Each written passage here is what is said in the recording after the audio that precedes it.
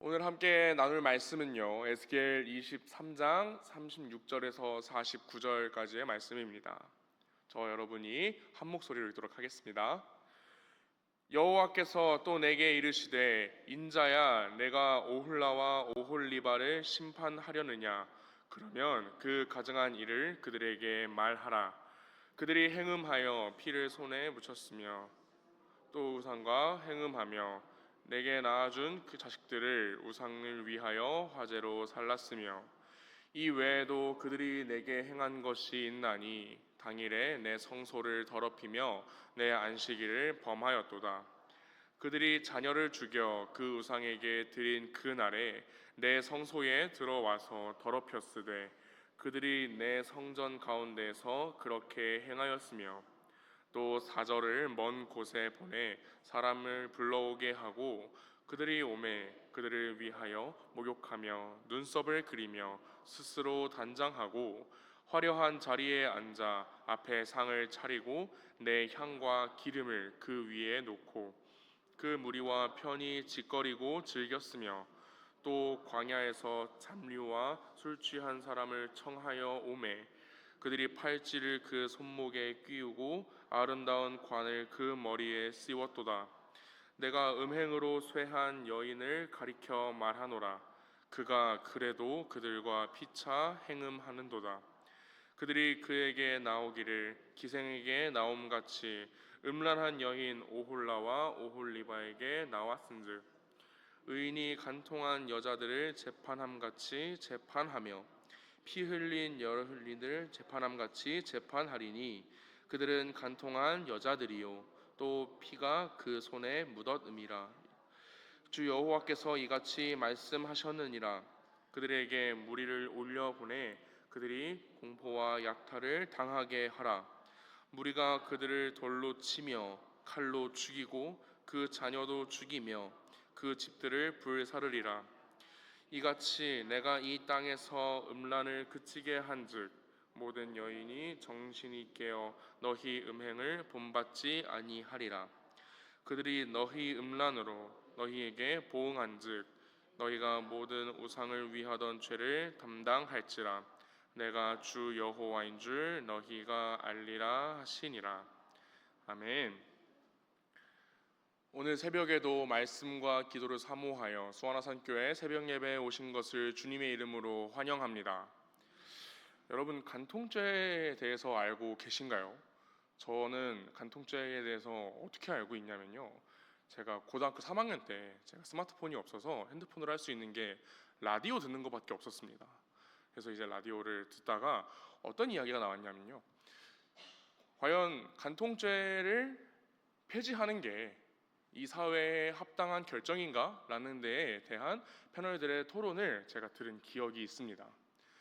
때는 2015년이었죠. 2015년에 간통죄가 위헌이라는 헌법재판소의 결정에 따라서 간통죄는 이제 대한민국의 역사의 뒤안길로 사라지게 되었습니다. 한 번도 고민해보지 않았었는데요, 당시에 그 라디오를 들으면서 저도 이 간통죄라는 내용에 대해서 한번 고민해본 기억이 있습니다. 오늘 말씀을 쭉 읽으면서 묵상을 하다 보니 간통죄에 대한 생각이 좀 나서 여러분들과 이 내용에 대해서 이스라엘이 하나님 앞에 간음하고 음행했던 이야기, 그것을 그 이야기와 한번 빗대어서 나누어 볼까 합니다. 이 새벽에 함께 나누는 말씀이 오늘 우리는 어떻게 살아갈 것인가에 대해서, 특별히 하나님 앞에서 우리가 어떻게 살아갈까를 함께 고민해보고 결단할 수 있는 그러한 예배 시간, 말씀의 시간 되시기를 주님의 이름으로 간절히 소망합니다.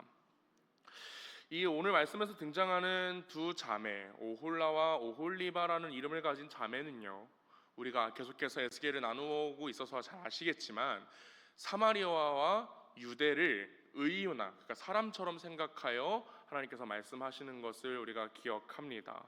원래는 하나님 앞에 순결하고 거룩한 신부로서 세워졌어야 했던 두 자매는요, 이제 하나님 보시기에는 마치 매춘부와 같은, 그렇게 음행을 저지르는 사람과 같은 모습으로 세워지게 됐다는 것을 우리가 알 수 있습니다.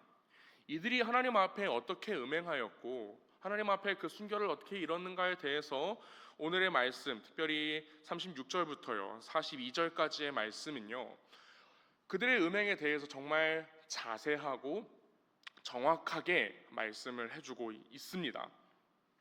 37절에 보면 그렇습니다. 오홀라와 오홀리바는요 하나님 앞에 간음하였고요 살인하였습니다. 특별히 그들은요 하나님께서 그들에게 허락하신 자녀, 그들에게 허락하신 그 후손의 복을 우상들에게 상납하는, 우상들에게 번제로, 화제로 드려서 하나님을 기쁘시지 않게 해드렸다는 것을 발견할 수 있습니다.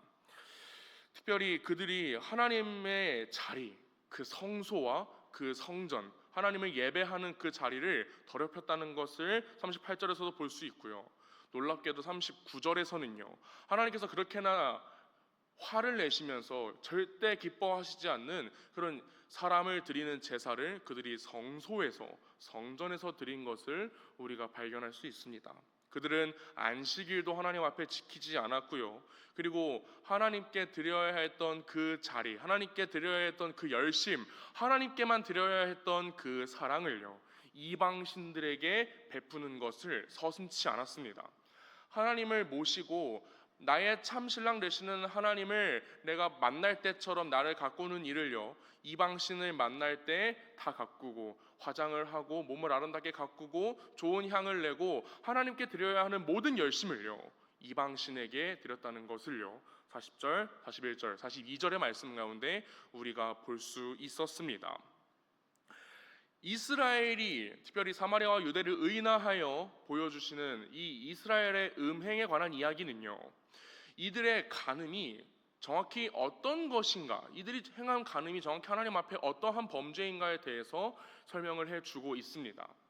이스라엘이 범한 간음은요 어떠한 행위, 어떠한 말, 어떠한 행동을 중심으로 볼 수 있는 게 아니라 그들이 그들의 마음 가운데 하나님을 모셔야 했는데, 혹은 그들이 하나님 앞에 어딘가 자리를 지켰어야 했는데 그들의 마음 가운데에도 하나님의 자리에 다른 무언가를 앉혔었고, 그들이 나아가서 하나님을 섬겨야 했던 그 자리에 있지 아니하고 하나님을 섬겨야 하는 자리 가운데 이방신을 앉혀놓고 섬겼다라는 것을 우리가 확인해 볼 수 있죠. 이스라엘이 행한 간음은요 그들이 사랑해야 할 대상을 사랑하지 않고 그들이 사랑하지 않아야 하는 대상을 사랑한 것이 간음이었다는 것입니다. 세상의 모든 것이 그렇습니다. 세상의 모든 음행과 모든 간음이 그렇죠. 내 마음에 내가 품어야 하는 사람을 품지 않고 내가 품지 말아야 하는 다른 사람의 마음 가운데 품는 것, 우리는 이것을 음행하였다 혹은 간음하였다라고 이야기를 합니다. 이스라엘이 간음함으로써 받아야 했던 벌은 무엇이었을까요? 그것은 그들이 하나님께서 세우신 사람들로 인하여 처참히 무너지는 것이었습니다. 북이스라엘은 누구로 인해 무너졌습니까? 아수르 군대에 의해서 처참하게 무너졌습니다. 남유다는 누구의 손에 부서지게 되었나요? 그들은 바벨론 군대의 공격에 처참히 무너지며 포로로 끌려가는 수치를 겪어야 했습니다. 하나님께서 세우신 이들, 특별히 오늘 말씀 가운데 등장하는 이 의인이나 혹은 돌로 치며 칼로 죽이는 그 무리를 성경을 해석하는 이들은 바벨론과 아수르라고 우리가 이야기를 하는데요, 이들의 손을 빌려서 하나님께서는 그들을 심판하실 만큼요 유대인들, 이스라엘 백성들이 그렇게나 못 살게 굴고 그렇게나 낮은 사람으로 보던 이방 백성들을 통하여 하나님께서 벌하시는 것을 보면요, 이들이 간음함을 통해서, 이들이 하나님 앞에 범죄함으로 인해서 받아야 하는 형벌이 꽤나 무겁고 정말 큰 것이었구나라는 것을 볼 수 있습니다. 이것은요 마치 대한민국에서 간통죄가 폐지되기 전의 모습과 같다고 저는 생각을 했습니다. 그래서 이들이 하나님 앞에 간음하였고 하나님께서 이미 정해주신 그 율법의 조문 아래에서 하나님께서 정하신 분량대로 그들을 심판하시고 그들을 벌하시는 것을 볼 수 있습니다. 하지만 지금은 그런 상황이 다릅니다. 지금은요 하나님께서 하나뿐인 아들을 우리에게 보내주셔서 간음했던 그의 백성들을 용서해 주시고 그 흘린 피로 말미암아 그 죄에 대한 값을 치르시고 이제는 우리에게 죄 없다 하셨다는 것을 우리는 너무나 잘 알고 있습니다. 그래서요, 사실 우리는 이스라엘이 범한 것과 같이 하나님 앞에 범죄하고 하나님 앞에 간음하고 하나님 앞에 음행하더라도요, 하나님께서는 우리의 죄를 참으시고 우리에 대해서 그 죄에 대한 값을 묻지 않으십니다. 그래서 우리에게는 43절과 49절로까지 이어지는 이러한 하나님의 범죄에 대한 심판을요, 이제는 예수 그리스도를 믿는 자로서는 더 이상 받지 않게 됩니다. 마치 대한민국에서 그 죄에 대한 조문이 폐지가 됨에 따라서 그것에 대해서는 더 이상 형사상의 벌을 받지 않는 것처럼 말이죠. 그렇다면요, 우리는 하나님 앞에 음행해도 괜찮은 걸까요? 그렇다면요, 우리는 하나님 앞에 계속해서 범죄하고 하나님이 아닌 다른 것을 사랑해도 괜찮을까요? 첫 번째로는요, 우리는 그럴 수 없습니다. 왜냐하면요, 이제 우리는 하나님께서 우리에게 구원을 베풀어 주셨고 그 은혜를 허락해 주신 그 하나님께 우리가 이제 이전과 같이 하나님 앞에 간음하는 모습을 보여드릴 수 없기 때문입니다. 그것이 우리의 기쁨이 되지 못하기 때문이죠. 그것이 우리에게 더 이상 스스로 허락되지 않기 때문입니다. 하나님께 은혜로 말미암아 구원을 받은 자들은 더 이상 하나님이 아닌 다른 것을 바라볼 수 없습니다. 다시 하나님 앞에 간음할 수 없고 죄를 범하지 않으려고 끊임없이 노력합니다. 그렇기 때문에 우리는 더 이상 하나님 앞에 간음하는 모습, 하나님께서 기뻐하시지 않는 모습을 보여드릴 수 없습니다. 또 하나는 뭐냐면요, 제가 말씀을 찾아보면서 그 당시에 그것에 대해서 간통죄가 폐지되는 그 과정 가운데서 나왔던 여러 가지 의견을 좀 봤는데 그런 말이 있더라고요. 간통죄가 폐지되었다고 해서 간통은 합법화가 된 것이 아니다. 단지 비범죄화 되었을 뿐이다 라고 이야기를 하더라고요. 하나님께서 우리에게 더 이상 죄를 묻지 않으십니다. 하나님께서 더 이상 우리에게 이 죄에 대한 대가를 치르지 않게 하십니다. 그러나 그것이 여전히 죄라는 것을 기억해야 합니다. 그것을 행하는 것을 하나님께서 여전히 기뻐하시지 않는다는 것을 기억해야 합니다. 그렇기 때문에 우리는 첫 번째로는 우리가 기뻐하는 우리의 하나님을 향한 사랑에 따라, 그리고 두 번째로는 여전히 죄인, 여전히 하나님께서 기뻐하시지 않는 그 죄를 선택하지 않는 마음에 따라 우리는 하나님 앞에 이전과 같이 범죄하고 이전과 같이 음행하는 것을 보이지 않을 수 있게 되었다라는 것입니다. 사랑하는 여러분, 하나님께서는 우리에게 더 이상 죄에 대한 대가를 치르지 않게 하십니다. 믿으십니까? 하나님께서는 더 이상 우리에게 죄인이라 말씀하시면서 우리가 행한 것에 대해서 하나님께서 보응하지 않으십니다. 믿으십니까? 그것이 우리의 기쁨인 줄 알고 하나님께서 기뻐하시는 삶의 예배를 드리기를 소망합니다. 하나님께서 기뻐하시지 않는 음행하는 모습을 벗어버리고 이제는 하나님 앞에 다시 한번 순결한 신부로 세워지기를 간절히 소망합니다. 우리는 너무나 잘 알고 있습니다. 하나님께서 사랑하시는, 하나님께서 원하시는 모습이 무엇인가를 너무나 잘 알고 있습니다. 그것은요, 이스라엘과 같이 세워져야 하는 자리에 세워지지 않고 세워지지 않아야 하는 자리에 세워지는 것이 아닌 것. 다시요, 하나님께서 계셔야 하는 곳에 내 마음 가운데, 나의 삶 가운데 하나님을 세우고 하나님께서 기뻐하시는 그 자리 가운데 내가 세워지는 것.